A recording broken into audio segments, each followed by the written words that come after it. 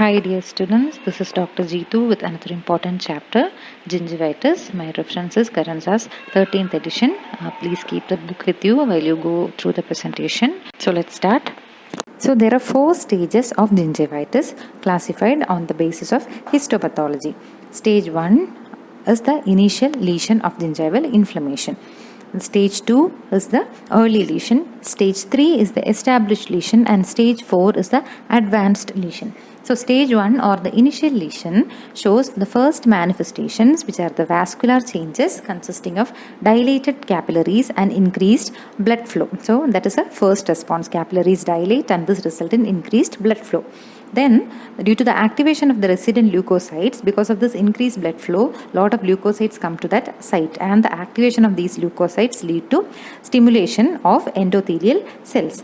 Clinically, this initial response of the gingiva to the bacterial plaque is not apparent. So, all these changes happen, but we can't see this as an external manifestation. Hence, this stage is also known as subclinical gingivitis because nothing is seen clinically. Clear with that? Stage 2 or the early lesion. The early lesion evolves from the initial lesion within about 1 week. After 1 week, it moves on to the early lesion. Here we can see clinical signs, and like the first stage which was subclinical. Here you can see erythema, mainly because of the proliferation of capillaries and increased formation of capillary loops. And this erythema will later transform to bleeding on probing. You can see bleeding on probing. One more change is increase in GCF flow. Gingival clavicular fluid flow increases, and the number of transmigrating leukocytes reach their maximum between the 6 to 12 days of onset of this clinical gingivitis. So those are the 3 changes: bleeding on probing, GCF flow is increased, and erythema. One feature that you can't see is increase in number of transmigrating leukocytes. The bacteria itself will secrete many substances to damage the host. In addition to that, now the transmigrating leukocytes start secreting many enzymes in its effort to kill the bacteria. Because of this, 70% of the collagen will be destroyed around the cellular infiltrate. Now, the main fiber groups which are affected are, all the fiber groups mostly consist of collagen. So, when we say 70% of the collagen is destroyed, the major fiber groups affected are the circular and the dendrogingival fiber groups. A very important question, it has been asked. It is the circular and the dendrogingival fibers that are affected mainly. So with that, stage 2 is over. Coming to stage 3, gingival inflammation or the established lesion. So this is also a very important question, repeatedly asked. What is the major finding of the stage 3 or the established lesion? It is predominance of plasma cells and B lymphocytes. Plasma cells are actually modified B lymphocytes which is ready to secrete antibodies. So which are the antibodies they secrete predominantly? It is IgG1 and IgG3. With chronic gingivitis, which occurs 2 to 3 weeks after the beginning of plaque accumulation. So now you know when the stage 3 or the established lesion has come to chronic gingivitis. Here blood vessels become engorged and congested, okay, and the venous return will become impaired. Therefore, the blood flow is becoming sluggish now. First there was increased blood flow. Now it is stagnant and it became sluggish, which result in anoxemia, giving a bluish hue to the gingiva. So this is what happens in the stage 3 or the established lesion. The major finding that you should remember is increase in the plasma cells. So stage 1 was subclinical, stage 2 was a mild form of gingivitis. This stage 3 or established lesion can be considered as moderate to severely inflamed gingiva. And I repeat, the predominance of plasma cell is the primary characteristic. Also you can see neutral mucopolysaccharide levels decreasing. Why? Because there is degradation of the ground substance continuing to the stage 3. The time for development of a classic established lesion may exceed 6 months. So it may take up to 6 months for a gingivitis lesion to reach the stage 3. Coming to stage 4 or the advanced lesion. Once a lesion establishes, now it will advance. Okay, here extension of the lesion is happening into the alveolar bone, characterizing the 4th stage. Actually, it is the phase of periodontal breakdown. It has moved from the gingiva to the periodontium. The presence of plasma cells dominates the connective tissue, but neutrophils continue dominating the junctional epithelium. As we already said, plasma cell number increases considerably, but the neutrophil still dominates the junctional epithelium. So that is all about the microscopic features or the histopathological features that are happening in gingivitis. Now coming to the clinical features. We'll deal with 2-3 terms. One is localized gingivitis. As we all know, localized means it is localized or confined to the gingiva of a single tooth or a group of teeth. So if there is inflammation in relation to tooth numbers 1, 1 and 1, 2, we say there is localized gingivitis in relation to 1, 1 and 1, 2, right? Coming to generalized. What is generalized gingivitis? When it involves the entire dentition or the entire mouth is affected, we say there is generalized gingivitis for that patient. Now what is diffuse gingivitis? Diffuse gingivitis, it is not same as generalized gingivitis. Diffuse gingivitis may occur localized to single tooth, but the difference is diffuse means it affects all the 3 parts of gingiva, that is the marginal gingiva, the interdental gingiva and the attached gingiva. When all these 3 are affected, we call it a diffuse gingivitis. Understood the difference between diffuse and generalized? Now we'll deal with each clinical feature of gingivitis. First we'll see BOP or bleeding on probing. One of the 2 earliest signs of the gingival inflammation preceding established gingivitis. We said in stage 2 or the early lesion we could see bleeding on probing and increase in the GCF fluid, right? And these 2 are objective signs also, okay? Not like color change. Color change, one examiner may feel there is redness, one examiner may not feel there is redness. But if blood coming out from the gingival sulcus is there, then every of the observer or the examiner will stick to that. So this is an objective sign. Yes, so it's a more objective sign. And gingival bleeding on probing may not be a good diagnostic indicator of clinical attachment loss, but its absence is an excellent negative predictor of future attachment loss. This particular sentence in Carranza is very important. They've been asked in the recent most PSC examination. They had asked this as a true or false statement. Okay, so what does this mean? Gingival bleeding on probing is not a good diagnostic indicator of attachment loss. Meaning to say, some patients will have severe gingivitis, but their periodontium may be intact. So just because BOP is there, we can't say that it is diagnostic for a clinical attachment loss. But its absence is a negative predictor of future attachment loss. Meaning to say, there is no bleeding on probing for a person. That is, the person's gingiva is healthy. So it is a negative predictor of attachment loss. We can say there is less chances for that patient to develop attachment loss. Clear with that? Smoking suppresses gingival inflammatory response, and smoking exerts a strong, chronic, dose-dependent suppressive effect to bleeding on probing. This is also very important. What happens to BOP in smokers? There is a strong, chronic and dose-dependent suppressive effect. It is a suppressive effect. In smokers, bleeding on probing decreases, and this effect is strong. It is chronic. It happens within a duration of time, and it is dose-dependent. In heavy smokers, the suppression of bleeding on probing will be more. And what is the most common cause of abnormal gingival bleeding on probing? It is our plaque accumulation or the chronic inflammatory changes in the gingiva.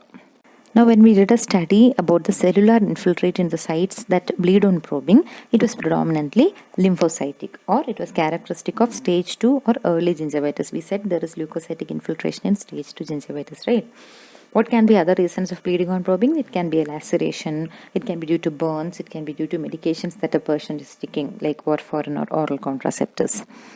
Some systemic abnormalities that a person might be having can also contribute to gingival bleeding on probing. One is vascular abnormalities like vitamin C deficiency, allergy conditions like Henoch-Schönlein purpura. All these vascular abnormalities can predispose a person to bleeding on probing.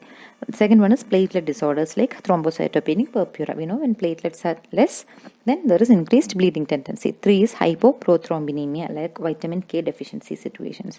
And finally, coagulation defects like hemophilia, leukemia, Christmas disease. All these definitely increases bleeding on probing. I don't know how you have perceived the reasons of bleeding on probing. I have always perceived it as 3-4 different points. Capillaries are engorged, capillaries are closer to the surface, epithelium is thin, epithelium is degenerated. But actually this is a continuous story. It is a beautiful pathophysiology. Please look at the figure. You can see the epithelium, which consists of the reticular and the papillary layers. Then we have the connective tissue. Our blood vessels are lying in this connective tissue. So these blood vessels are first of all engorged because they want to attract more WBC to fight the bacteria. Then, as we already said, there is increase in the cellular infiltrate. This cellular infiltrate is going to push the epithelium upwards, okay, because of its increase in the mass.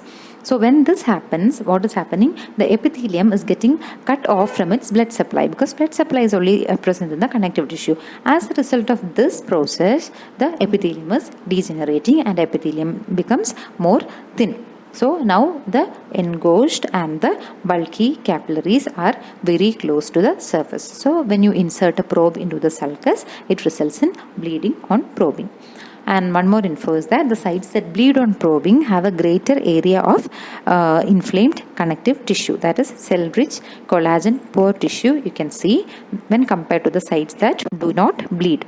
Why? Because the cellular infiltrate is more there, it is cell-rich, and this bacterial cell and the host cell are secreting a lot of enzymes which is destroying the collagen. So it becomes cell-rich and collagen-poor tissue. Clear? After bleeding on probing, going into the color changes. With color change also, we can conclude a lot about the clinical condition of the patient. Chronic inflammation will give the red or bluish red color as a result of the vascular proliferation and reduction of keratinization. So that is happening in chronic inflammation, reddish or bluish red color. Venous stasis contributes a bluish hue. We already saw that in stage 3 or established lesion. Because of the venous stasis and anoxemia in the blood, there is a bluish hue to the color. In ANAC, the involvement of this color change will be marginal. In acute necrotizing ulcerative gingivitis, the color change is marginal. But in herpetic gingivostomatitis, it is diffuse, meaning to say it affects marginal gingiva, interdental papilla, and attached gingiva. In acute reaction to a chemical irritation, it will be patch-like or it can be diffuse. It will be patchy wherever that chemical irritation is happening. In that area, in a patch-like design, it will be giving the color change. Severe acute inflammation, the red color gradually becomes dull whitish gray, and this is due to tissue necrosis. What is happening in acute inflammation is there is restriction of these blood vessels, it affects the blood flow, and this leads to a tissue necrosis. Therefore, there is a whitish gray color, and this is demarcated from the adjacent gingiva by a sharp and a thin erythematous zone. So that is seen in severe and acute inflammation. Coming to metallic pigmentation. Metallic pigmentation of gingiva is described as a black or bluish line in the gingiva that follows the gingival margin or the contour of the gingival margin. So the major metals that are ascribed are bismuth, arsenic, mercury, lead, and silver. Out of these, bismuth, arsenic, mercury, I remember with the acronym BAM, BAM, produces classically the black line. Lead is described as Bartonian line, and about silver, it is mostly slate gray pigmentation. Okay.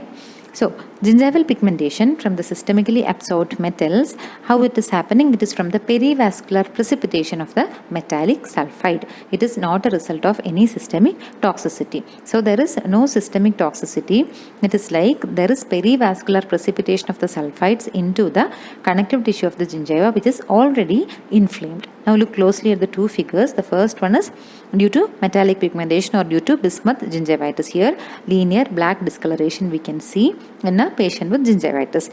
The figure which is given down is discoloration of gingiva due to amalgam particles.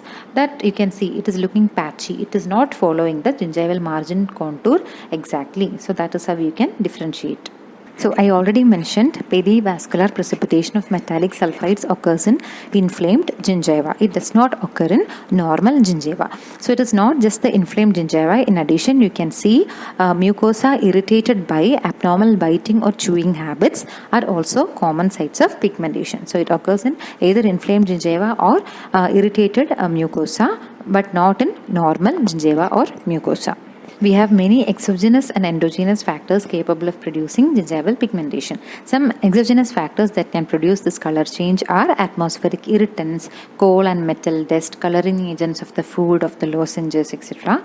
Tobacco can cause hyperkeratosis of the gingiva, and this can also induce an increase in the melanin pigmentation of oral mucosa. That you would have noticed, smokers, oral mucosa and lips will all show an increased melanin pigmentation. Then there are systemic factors or endogenous oral pigmentation. It is caused by majorly three pigments: melanin, bilirubin, and iron. Diseases that cause increase in the melanin pigmentation are Addison's disease, Peutz-Jeghers disease, and Albright's syndrome. This is very important. It has been asked repeatedly. So, Peutz-Jeghers syndrome is a syndrome consisting of intestinal polyposis and increased melanin pigmentation of oral mucosa and lips. So, what are the conditions? Addison's disease, Albright syndrome, and Peutz-Jeghers syndrome. We are familiar with melanin pigmentation as well as bilirubin pigmentation. It gives a yellow discoloration. What we are not much familiar is about iron pigmentation. The deposition of iron in hemochromatosis may produce what color? Bluish grey pigmentation of the oral mucosa. So iron produces blue-grey pigmentation of the oral mucosa. After color, we'll go to consistency. Okay, so with what is the consistency of gingiva, we can almost diagnose what is the condition. There is a smooth surface texture in atrophic gingivitis. In atrophic gingivitis, all the epithelium has atrophied and presents as a smooth surface. In chronic desquamative gingivitis, there is peeling off of the surface. We can see peeled off skin on the surface. In hyperkeratosis, there is a leathery texture. Leathery texture, where else did we learn? We saw in calcium channel blocker induced enlargement, there was a leathery texture. In hyperkeratosis, we can see leathery texture. Okay, next is drug-induced gingival overgrowth generally produces a nodular surface. So once again, in atrophic gingivitis, it is a smooth surface texture. In chronic desquamative gingivitis, there is peeling off of the surface. In hyperkeratosis, there is a leathery texture, and drug-induced gingival overgrowth produces a nodular surface. Now, how tooth brushing affects the consistency of the gingiva? Because of tooth brushing, there is a promotion of keratinization of the oral epithelium. This enhances the capillary gingival circulation, and this also thickens the alveolar bone. So there is a promoting effect on the keratinization due to tooth brushing, as well as due to flossing. There is promotion of keratinization in the interdental coal area. Clear? Talking about consistency, there is one more important term: stippling. What is stippling? Stippling is an external reflection of the underlying connective tissue projections into the overlying epithelium. We know what is retapex, right? The connective tissue surface dips into the epithelium, okay, in a wavy fashion, and this is known as retapex. Because of this structure, there is a orange peel appearance to the epithelium, which is known as stippling. Presence of stippling is in the attached gingiva and mid-interdental papilla. Why? Because the mid portion of the interdental papilla is considered to be an extension of the attached gingiva. This is indicative of gingival health. There is one more school of thought: because the connective tissue fibers pull the surface epithelium downward, there is this pitting or the stippling appearance. This is usually lost when the tissue is edematous. The consistency of gingiva in chronic gingivitis and acute gingivitis is different. The clinical features are different, and the microscopic features that produce this clinical changes is also different. So first we'll see about chronic gingivitis. There is soggy puffiness that pits on pressure. Why is this happening? Because there is infiltration of fluid and cells of the inflammatory exudate. Because of this infiltrate, it is puffy and it pits on pressure. Next one is there is softness and friability, and the gingiva readily fragments when we explode with a probe. Why is this happening? Because there is degeneration of the connective tissue and epithelium because of the inflammatory exudate. And there is change in connective tissue epithelium relationship. There is engorgement of the connective tissue, there is thinning of the epithelium, and there is degeneration. This is why there is friability, and when we probe, it fragments off. Okay.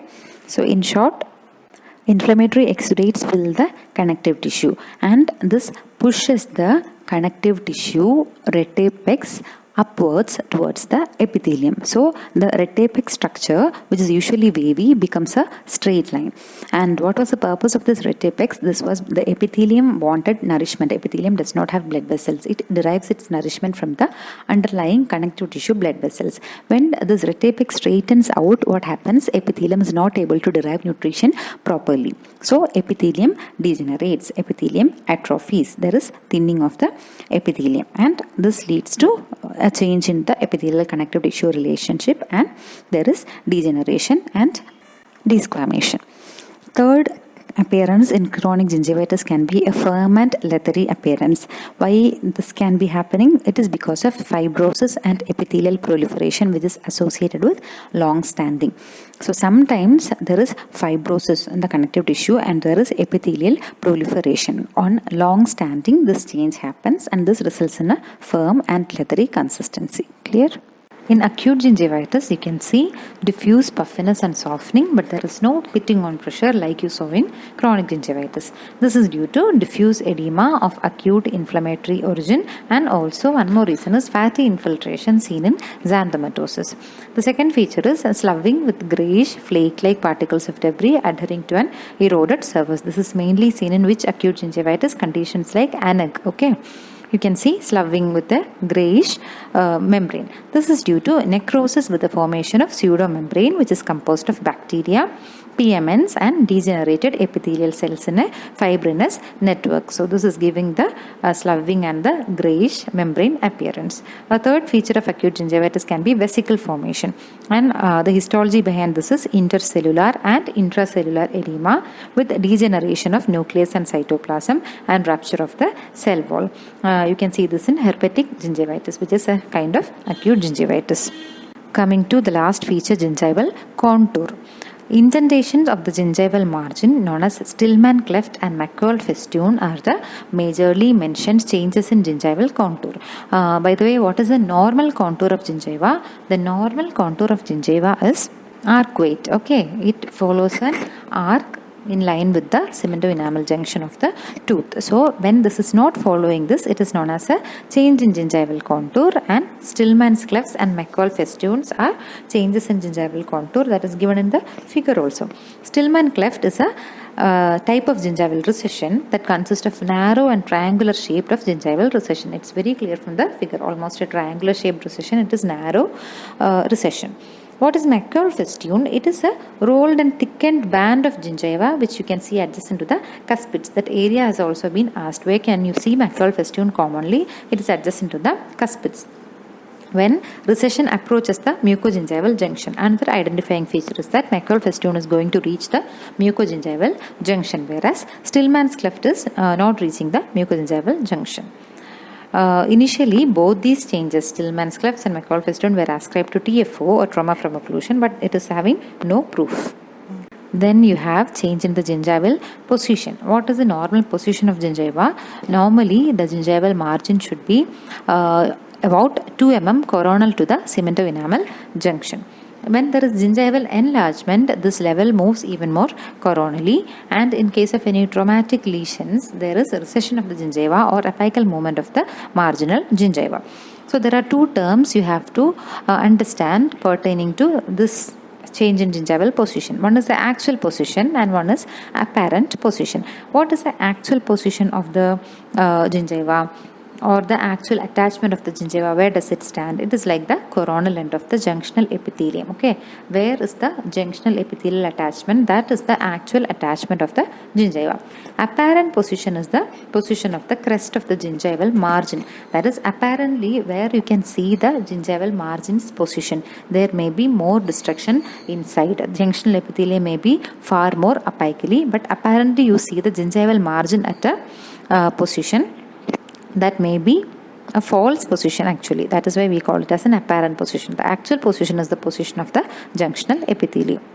So that's all. I think that was an easy chapter because all the changes in the gingival features we are used to seeing it clinically, right?